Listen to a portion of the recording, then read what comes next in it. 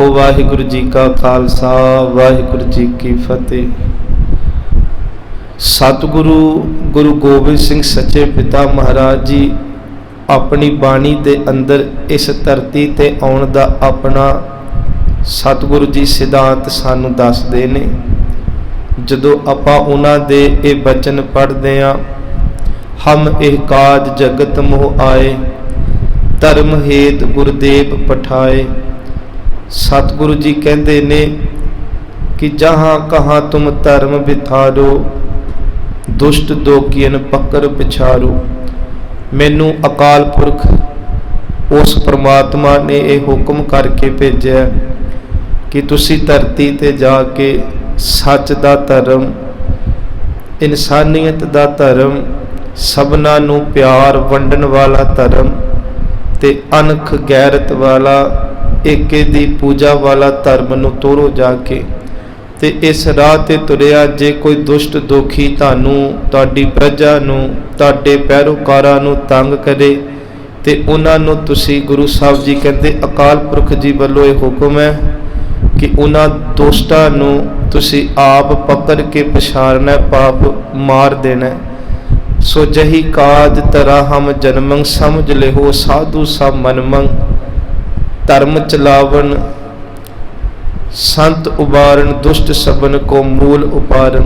सो सतगुरु जी कहते धर्म नू चलाउण दे लई ते जिन्ने भी नाम रसीए परमात्मा दी भगती च लीन रहन वाले महापुरख, उन्हां दी हिफाजत दे लई उस परमात्मा ने साडी ड्यूटी लाई, आपां इस मात लोक विच आए।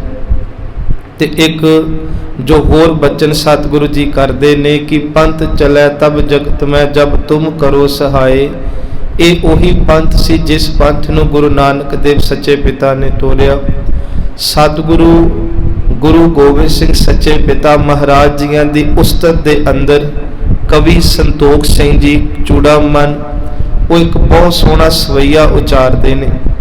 कहते आ अज हिंदुस्तान दी जे भिन्न भिन्नता, रंग, नस्ल, वख वख धर्मां दे अकीदे, उन्हां नू मनन वाली पूजा प्रतिष्ठा कायम है ते केवल गुरु गोबिंद सिंह सच्चे पिता करके है।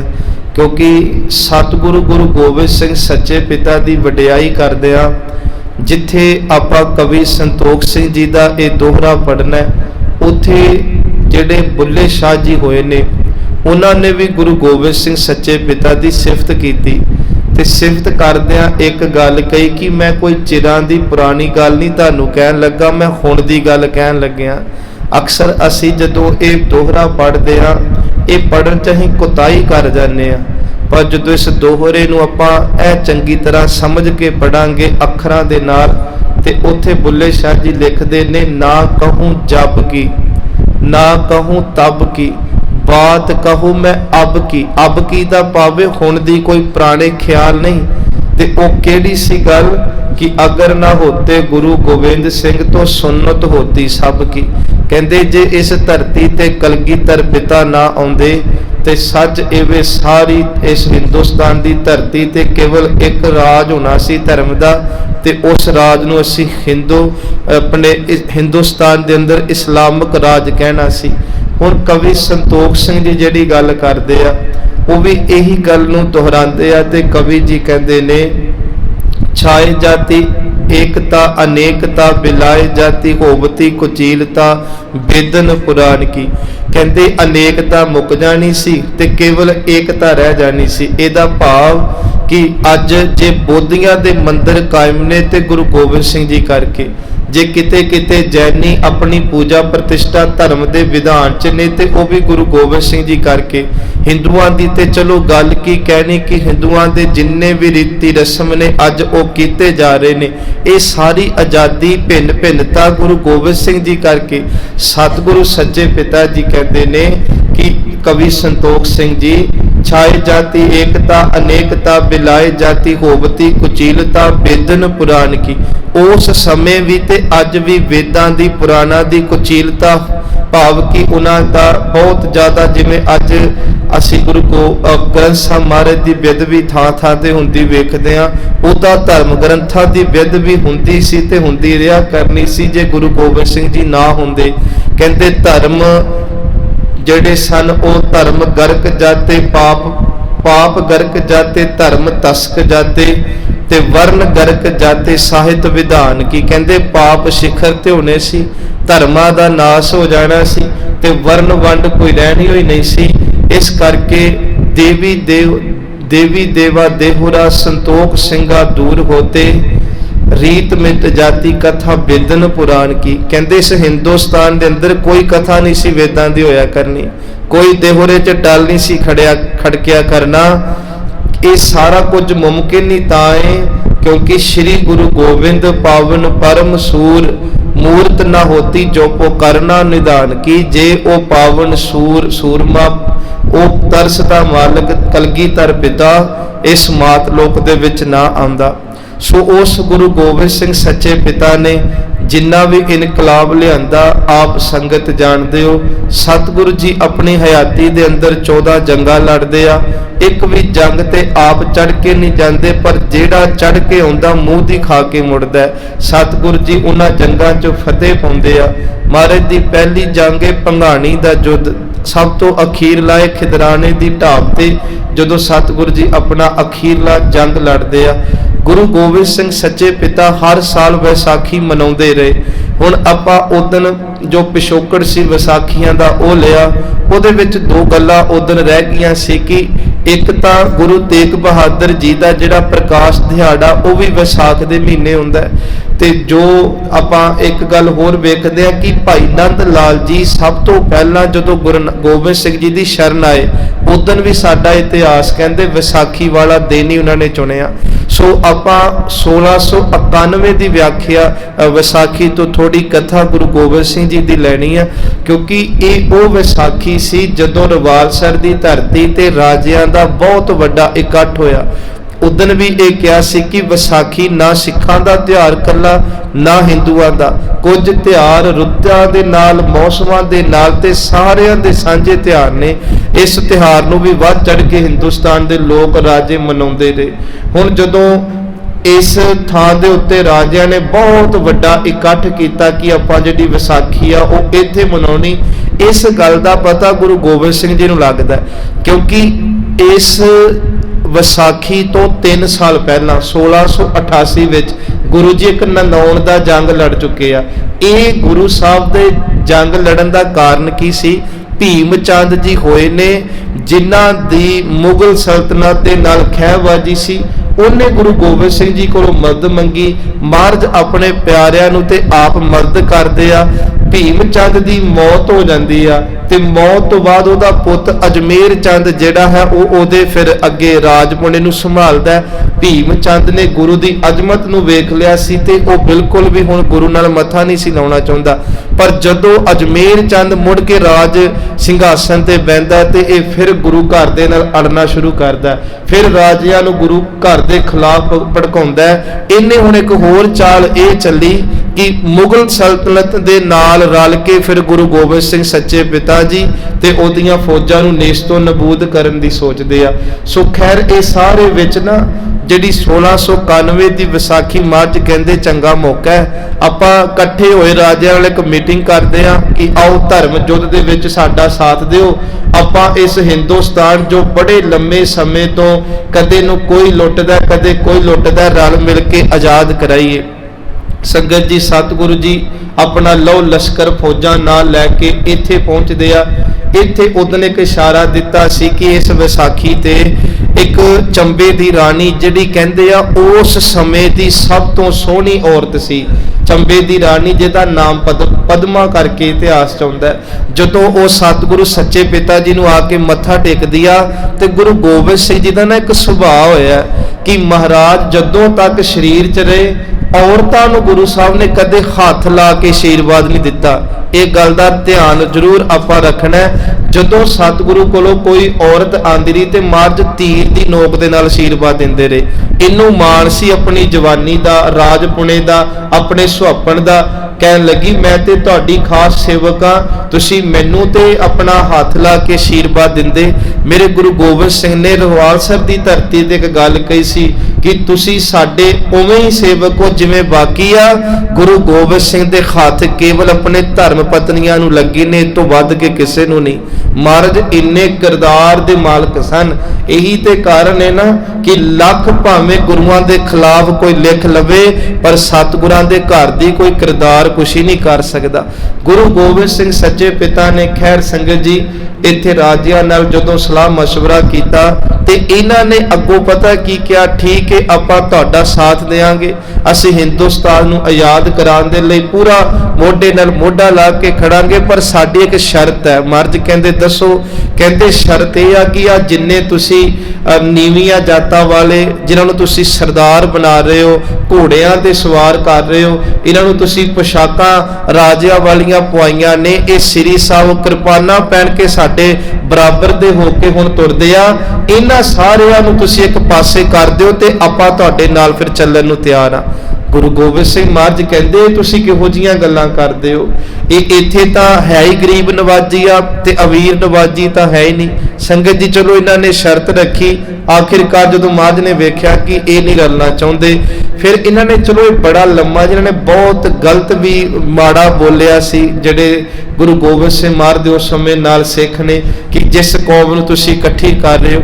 ਮਹਾਰਾਜ ਸੱਚੇ ਪਿਤਾ ਨੇ ਫਿਰ ਉੱਥੇ ਗੱਲ ਕਹੀ ਸੀ ਕਿ ਜਿਨ੍ਹਾਂ ਨੂੰ ਤੁਸੀਂ ਬਹੁਤ ਨੀਵੇਂ ਪੱਧਰ ਤੇ ਸੋਚਦੇ ਹੋ, ਇੱਕ ਦਿਨ ਵੇਖਿਓ ਇਹਨਾਂ ਦੇ ਹੱਥਾਂ ਦੇ ਵਿੱਚ ਰਾਜ ਸਿੰਘਾਸਨ ਹੋਣਗੇ।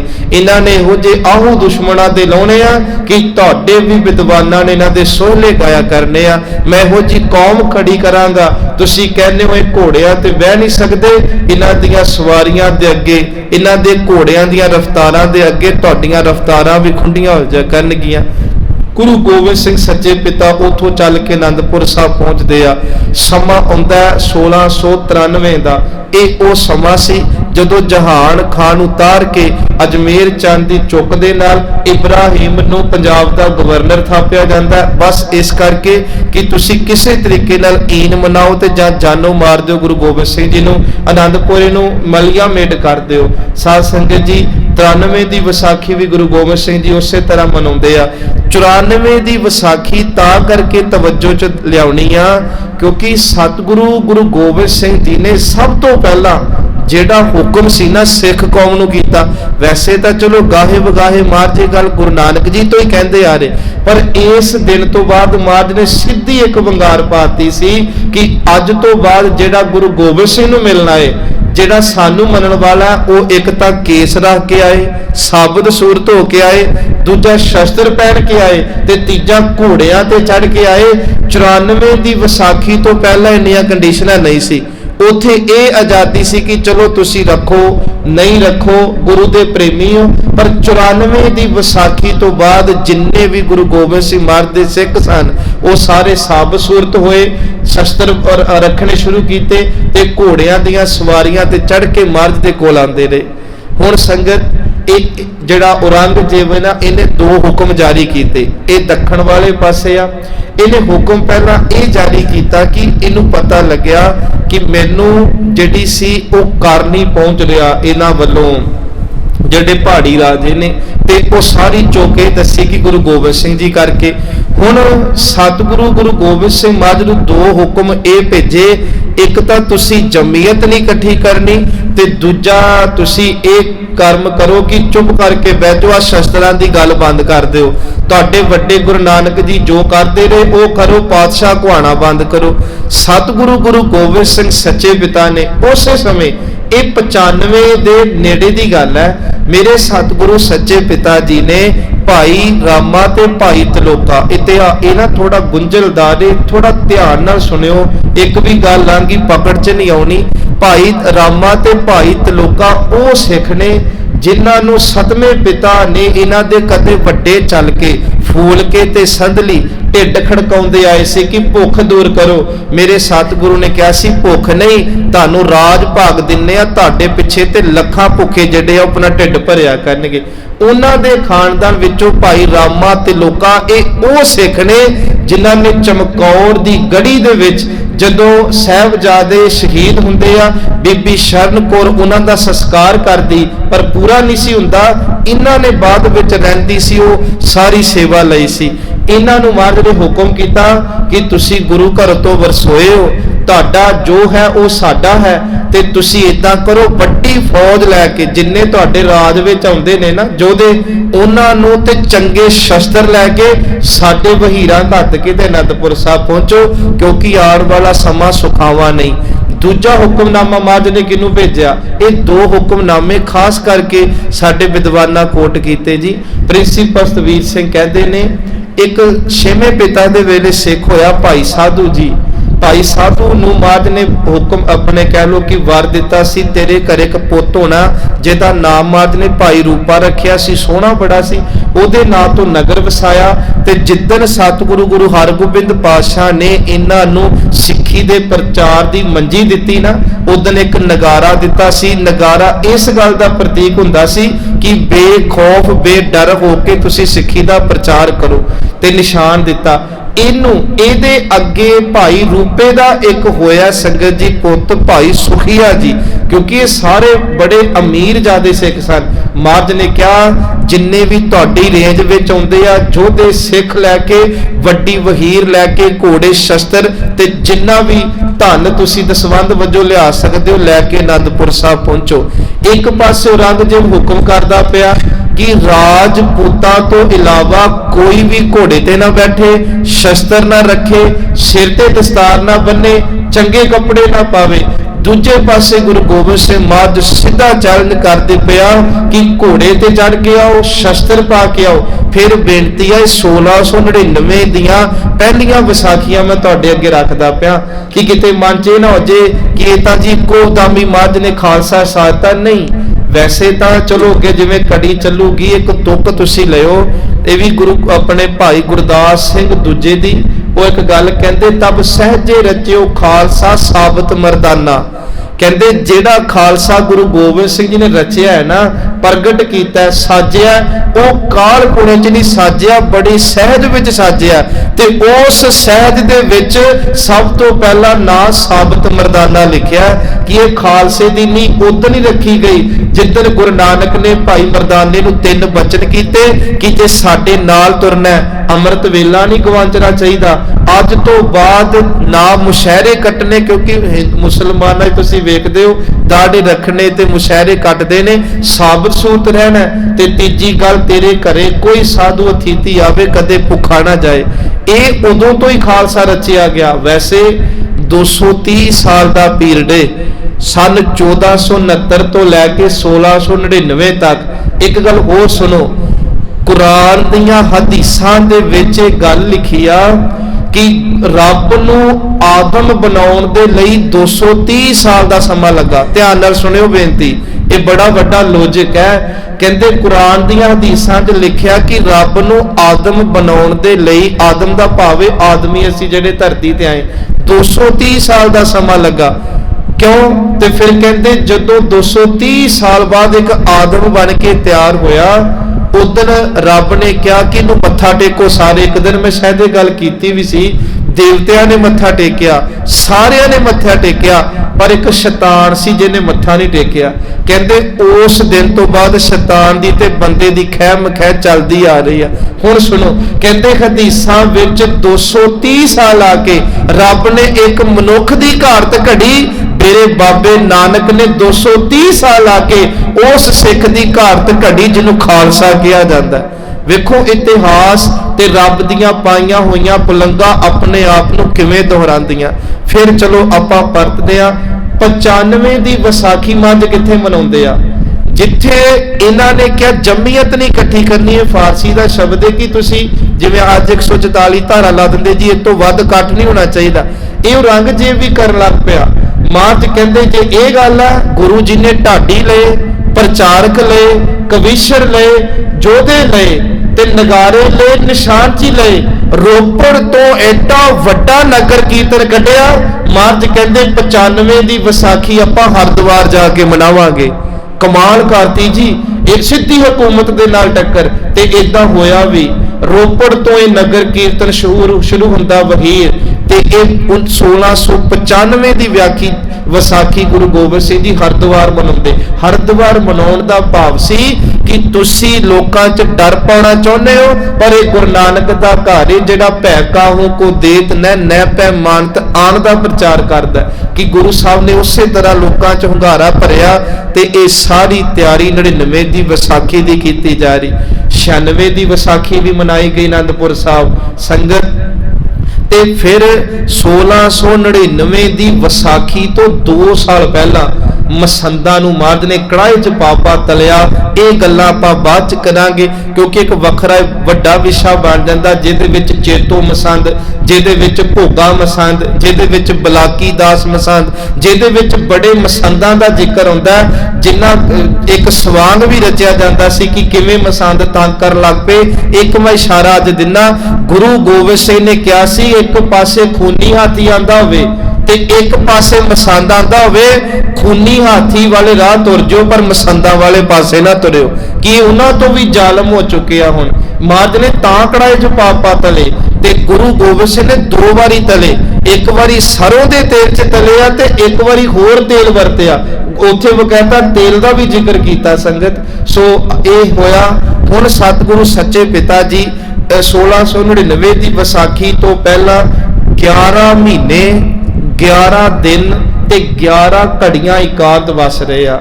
ਇਹ ਗੱਲ ਕਿਉਂਕਿ ਫਿਰ ਬੇਨਤੀ ਹੈ, ਸਹਿਜ ਦੇ ਵਿੱਚ ਖਾਲਸਾ ਰਚਿਆ ਗਿਆ। ਹੁਣ ਮਹਾਰਾਜ ਨੇ ਜਿਸ ਸਿੱਖ ਨੂੰ ਤਿਆਰ ਕਰਨਾ, ਜਿਹਨੂੰ ਮਹਾਰਾਜ ਨੇ ਕਿਹਾ ਸੀ ਖਾਲਸਾ ਮੇਰੋ ਰੂਪ ਹੈ ਖਾਸ। ਅੱਜ ਉਹ ਵੈਸੇ ਕੋਈ ਚਲੋ ਹੋਵੇ, ਪਰ ਕਰੋੜਾਂ ਵਿੱਚੋਂ ਕੋਈ ਇੱਕ ਅੱਧਾ ਜੀ। ਮਹਾਰਾਜ ਨੇ ਜਿਹੜਾ ਖਾਲਸਾ ਰਚਿਆ ਸੀ, ਉਹ ਖਾਲਸਾ ਬਹੁਤ ਔਖਾ ਅੱਜ ਲੱਭਦਾ। ਖਾਲਸੇ ਦਾ ਪਾਵੋ ਜੀਵਨ ਬੜਾ ਔਖਾ ਲੱਭਦਾ। ਗੁਰੂ ਗੋਬਿੰਦ ਸਿੰਘ ਜੀ ਇੰਨੇ ਸਮੇਂ ਇਕਾਂਤ ਵਸ ਰਹੇ। ਆਖਰਕਾਰ ਆਨੰਦਗੜ੍ਹ ਦੇ ਕਿਲੇ ਦੇ ਤੁਸੀਂ ਦਰਸ਼ਨ ਕੀਤੇ ਆ। ਉਸ ਕਿਲੇ ਵਿੱਚ ਗੁਰੂ ਗੋਬਿੰਦ ਸਿੰਘ ਦਾ ਆਪਣਾ ਘਰ ਸੀ, ਪਾਵੋ ਕਮਰਾ ਅੱਜ ਵੀ ਉਸੇ ਤਰ੍ਹਾਂ ਸੁਸ਼ੋਭਿਤ ਹੈ।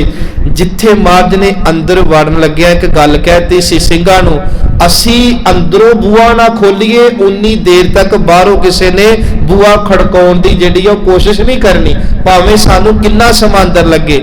ਕਹਿੰਦੇ ਆ ਬੜੇ ਦਿਨ ਹੋ ਗਏ, ਸੰਗਤਾਂ ਦੂਰੋਂ ਦੂਰੋਂ ਚੱਲ ਕੇ ਆਉਣੀਆਂ ਕਿ ਮਹਾਰਾਜ ਦੇ ਦੀਦਾਰੇ ਕਰੀਏ, ਪਰ ਗੁਰੂ ਗੋਬਿੰਦ ਸਿੰਘ ਜੀ ਨੇ ਅੰਦਰ ਕਈ ਮਹੀਨੇ ਬੂਆ ਨਹੀਂ ਖੋਲਿਆ। ਆਖਿਰਕਾਰ ਜਦੋਂ ਮਾਤ ਗੋਜਰੀ ਜੀ ਨੂੰ ਕਿਹਾ ਕਿ ਚਲੋ ਹੁਕਮ ਤਾਂ ਸਿੱਖਾਂ ਲਈ, ਮਾਂ ਜੀ ਲਈ ਥੋੜੀ ਆ, ਤੁਸੀਂ ਕੋਸ਼ਿਸ਼ ਕਰਕੇ ਅੱਗੇ ਚਲੋ। ਹੁਣ ਮਾਂ ਜੀ ਨੇ ਜਦੋਂ ਫਿਰ ਦਰਵਾਜ਼ਾ ਖਲਾਇਆ ਸੰਗਤ, ਤੇ ਅੰਦਰ ਪਤਾ ਕੀ ਵੇਖਿਆ ਸੀ? ਸਭ ਤੋਂ ਪਹਿਲਾਂ ਕਾਗਜ਼ ਹੀ ਕਾਗਜ਼ ਖਿਲਰੇ ਹੋਏ ਨੇ। ਮਾਤਾ ਜੀ ਸੋ ਦੇਖ ਕੇ ਬੜੇ ਹੈਰਾਨ ਹੋਏ ਕਿ ਇਹ ਕੀ? ਤੇ ਗੁਰੂ ਗੋਬਿੰਦ ਸਿੰਘ ਮਹਾਰਾਜ ਨੇ ਉਹ ਹੁਕਮਨਾਮੇ ਭੇਜੇ ਸੀ, ਤੇ ਉਹ ਹੁਕਮਨਾਮੇ ਈਰਾਨ ਤੱਕ, ਕਾਬਲ, ਕੰਧਾਰ ਤੱਕ, ਸਾਚੇ ਵਿੱਚ ਜਿੱਥੇ ਤੱਕ ਗੁਰੂ ਗੋਬਿੰਦ ਸਿੰਘ ਗੁਰੂ ਨਾਨਕ ਦੇ ਧੀਆਂ ਪੁੱਤ ਸਿੱਖ ਵਸਦੇ ਸੀ, ਮਹਾਰਾਜ ਨੇ ਕਿਹਾ ਸੀ ਵੱਡੀ ਗਿਣਤੀ ਵਿੱਚ 1699 ਦੀ ਵਿਸਾਖੀ ਨੂੰ ਆਨੰਦਪੁਰ ਸਾਹਿਬ ਦੀ ਧਰਤੀ ਤੇ ਭੇਜੋ। ਇਸ ਆਨੰਦਪੁਰ ਸਾਹਿਬ ਦੀ ਧਰਤੀ ਤੇ 1699 ਦੀ ਵਿਸਾਖੀ 'ਚ ਇੱਕ ਵੱਡਾ ਇਨਕਲਾਬ ਹੁਣ ਛੇੜਨਾ ਹੈ। ਤੇ ਮਹਾਰਾਜ ਨੇ ਉਹ ਹੁਕਮਨਾਮੇ ਭੇਜੇ। ਉਥੋਂ ਫਿਰ ਵੱਡੀਆਂ ਵਹੀਰਾਂ ਘੱਤ ਕੇ ਸਿੱਖ ਸੰਗਤਾਂ ਆਪਾ ਵਾਰਨ ਦੇ ਲਈ ਆਨੰਦਪੁਰ ਸਾਹਿਬ ਨੂੰ ਆ ਰਹੀਆਂ। ਇੱਕ ਗੱਲ ਹੋਰ ਸੁਣਿਓ, ਅੱਜ ਜਿਹੜੇ 5 ਪਿਆਰੇ ਉਸ ਸਮੇਂ ਸੇਸ ਤਲੀ ਤੇ ਧਰ ਕੇ ਸਾਧ ਸੰਗਤ ਜੀ ਗੁਰੂ ਗੋਬਿੰਦ ਸਿੰਘ ਮਹਾਰਾਜ ਨੂੰ ਕਹਿੰਦੇ ਆ, ਇਹ ਅੱਜ ਵੀ ਤੁਹਾਡਾ ਸੀ, ਇਹ ਕੱਲ ਵੀ ਤੁਹਾਡਾ, ਸਦਾ ਤੁਹਾਡਾ ਰਹੇਗਾ, ਜਦੋਂ ਮਰਜ਼ੀ ਵਰਤੋ। ਇਹ 5 ਪਿਆਰੇ ਇੱਕਦਮ ਨਹੀਂ ਸੀ ਆਏ। ਭੰਗਾਣੀ ਦਾ ਯੁੱਧ ਇਹਨਾਂ 5 ਪਿਆਰਿਆਂ ਨੇ ਲੜਿਆ, ਜਿਹੜਾ ਪਹਿਲਾ ਯੁੱਧ ਹੋਇਆ ਨਾ ਮਹਾਰਾਜ ਦਾ। ਕਿਉਂਕਿ ਹੁਣ ਤੁਸੀਂ ਵੇਖੋ ਵਿਦਰ ਤੱਕ ਗੁਰੂ ਨਾਨਕ ਦੀ ਸਿੱਖੀ ਆ, ਗੁਰੂ ਨਾਨਕ ਦੀ ਸਿੱਖੀ ਕਾਬਲ ਕੰਧਾਰ ਤੱਕ ਹੈ। ਤੇ ਜਿਹੜੇ 5 ਪਿਆਰੇ ਆ ਰਹੇ ਆ, ਇਹਨਾਂ ਦੇ ਵੱਡੇ ਕੀ ਗੁਰੂ ਨਾਨਕ ਜੀ ਦੇ ਸਿੱਖ ਨਹੀਂ ਹੋਣਗੇ? ਖੁਦ ਜਿੰਨੇ ਵੀ ਪਿਆਰੇ ਆ, ਇਹ ਕਈ ਮਹੀਨਿਆਂ ਤੋਂ ਆਨੰਦਪੁਰ ਸਾਹਿਬ ਆ ਕੇ ਰਹਿ ਰਹੇ ਆ, ਗੁਰੂ ਸਾਹਿਬ ਨਾਲ ਸਮਾਂ ਬਿਤਾ ਰਹੇ ਆ। ਇਹ ਗੱਲਾਂ ਕਹਿਣੀਆਂ ਜੀ ਮਹਾਰਾਜ ਨੇ 3 ਆਵਾਜ਼ਾਂ ਮਾਰੀਆਂ ਉੱਠਿਆ ਕੋਈ ਨਹੀਂ, ਇਹ ਕਾਇਰਤਾ ਦੀਆਂ ਨਿਸ਼ਾਨੀਆਂ ਨੇ। पहले जामे तो असी कल जिहड़ा विषय लैके तुरना है कि सब तो पहला सिख किहड़ा शहीद हुंदा है, क्योंकि महाराज ने शीश मंगिया सी ना, ते गुरु नानक जी दे समय तो ही शीश दिते जा रहे आ, ते 10वें जामे तक शीश जिहड़े सी ओह दिते गए। सतगुरु गुरु गोबिंद सिंह सच्चे पिता बहुत वड्डा 80,000 का वैसे इकट्ठ कीता मन्निया गया। उदों भी औरंगजेब दे वल्लों छूहिए जिहड़े सी उस इकट्ठ च बिठाए गए कि वेखो तां सही उत्थे चल की रहा। 4 दरवाजे जिहड़े सी वड्डे दीवान दे रखे गए, उन्हां दे उत्ते एक ते पहला मरण कबूल जीवन की छड़ आस, एक ते जो तो प्रेम खेलन का चाओ, एक बूए ते लिखिया सी गगन दमामा बाजो पर्यो निशाने घाओ, खेत जो मांडियो सूरमा बजूजन को दाओ, सूरा सो पहचानिया जो लड़ै, दीन के हेत पुरजा पुरजा कट मरै, कबू ना छाड़ै खेत। सतगुरु सच्चे पिता महाराज जी अपने पिता जी नूं 1675 दे विच बड़े खस के इस हिंदुस्तान की पत दे लई आपा वारन दे लई दिल्ली की धरती ते तोरदे आ।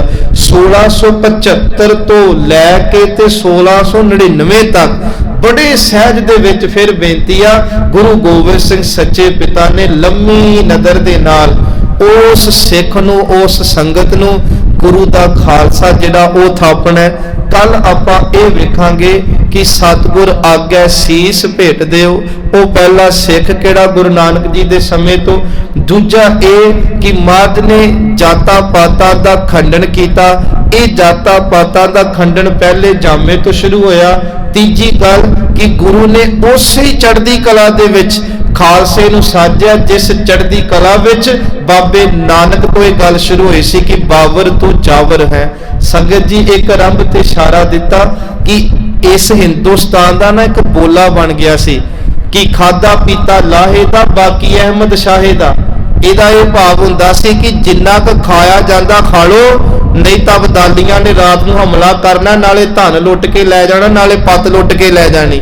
जिस हिंदुस्तान का बोला ही यह होवे कि खादा पीता लाहे दा बाकी अहमद शाहे दा, उस हिंदुस्तान नूं तुसी सोच के वेखो किन्ना गुलाम सदियां तो इन्हां जरबानियां ने कीता, ते उस गुलाम लोकां तो आज़ादी दी गल कराउणी ते आज़ादी लई मर मकाउण दियां गुरु ने जज्बे भरदे ने। सतगुरु अंदर किन्नी मर दी बख्शिश सी ना उस परमात्मा दी। ताई एक अदीब कहंदा ना कि जेदे हत्थ विच बाज जेदे थले नीला घोड़ा है, सच एवे दुनिया दी लोगों की प्रवाज बड़ी लंबी, उहदा समा बड़ा थोड़ा है। उस थोड़े समय 42 वरे शरीर की उम्र च गुरु गोबिंद सिंह जी जो कर गए ने, कोई 42 करोड़ साल भी लगा रहे, महाराज दे जीवन की व्याख्या नहीं हो सकती। संगत उन्हां दे परोपकारां नूं याद करके बाणी बाणे दे धारनी बनी।